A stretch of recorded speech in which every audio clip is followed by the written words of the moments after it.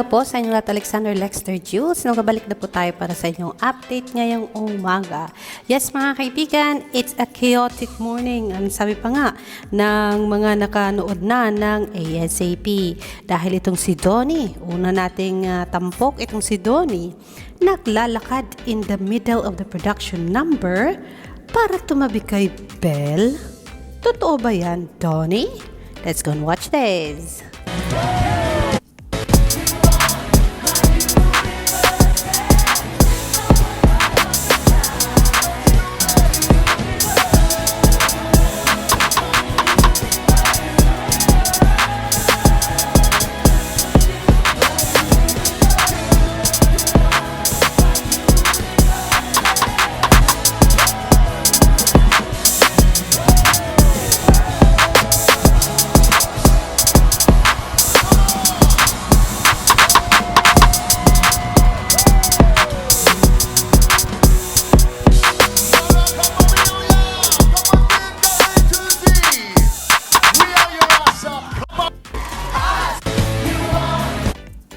Saan kaya banda doon guys? Kasi hindi ko naman nakita. Oo nga naman kasi ang katabi ni Belle sa opening production show ng buong kapamilya, artists, singers, and performers ay si Kyle Echari at hindi si Donnie Pangilinan. Kaso nga lang ang opening song nila ay My Universe kaya gusto daw tumabi ni Donnie sa kanyang universe. Pag Sunday at live ang ASAP or ASAP, hindi tayo pwedeng isang update lang. So, kailangan ibigay natin sa inyo lahat ng update na kailangan nyong makita. So, dito tayo sa kulitang chaotic morning. Tawag-tawa ako kay Donnie, ilag na ilag. Parang safe na safe ang dating. Kasi nga po, may dumadaan mga chikas, baka maatrasan niya o masikon niya. So, he's so gentleman naman. So, kaya ilag na ilag siya, baka mabangka sa kanya. Kulit-kulit naman itong dance sirens. Naku naman talaga.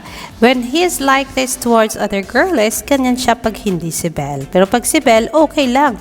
Kahit yumakap ka dyan, kahit kakandong ka dyan, kahit pupulupot ka dyan, kasi si Tinkerbell niya yan. Let's go and watch this. Nakalaki ang influence hanggang ngayon, guys! Uy, that's right. Di ba kasi lahat ngayon nakikiisa? Hindi yung mga sirens, oh. Ayan na nga. Kasi nagtatrabaho kami, di ba? Oo, bakit Kami kayo nagtutulak.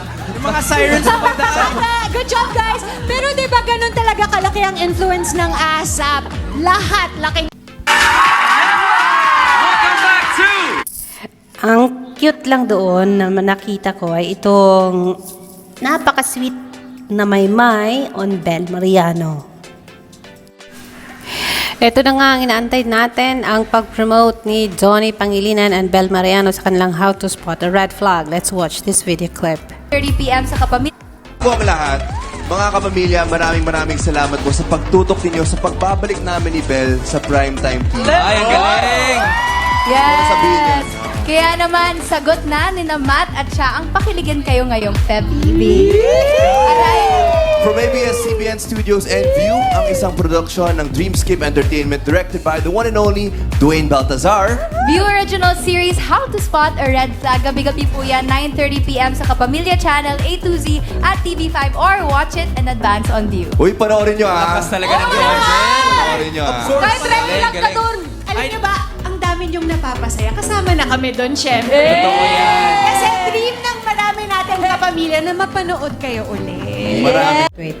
Dito tayo sa comment kasi medyo marami-rami ang comment. Baka mamaya nabigyan na naman ng diin ang pag-aray ni Belle Mariano. Sabi dito, buti naman wala akong nabasang ganon. Kahit di baby, kilig pa rin sa inyo, Don Belle. Ayan. Aha, ikaw ang aking tanging yaman. Sabi ni New Silent Fun. Hangad masdan ang iyong mukha from New Silent Fun.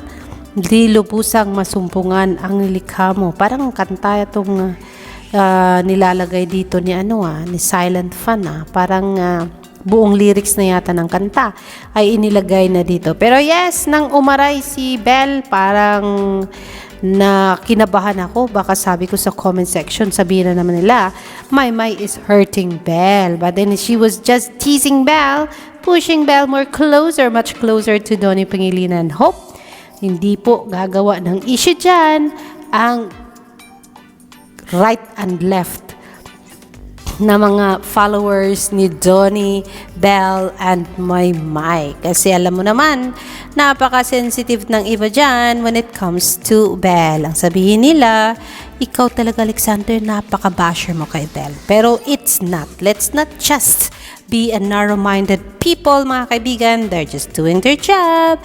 And it's just alright na magkahiritan ng ganyan at magkatulakan ng sobrang liit lang naman. So, nako.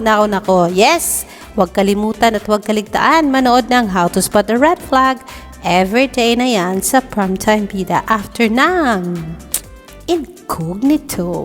Nathan Tinky, shout out to you. Sabi niya, grabe talaga yung visuals ni Donnie and Belle together, tapos they have such good speaking voice pa.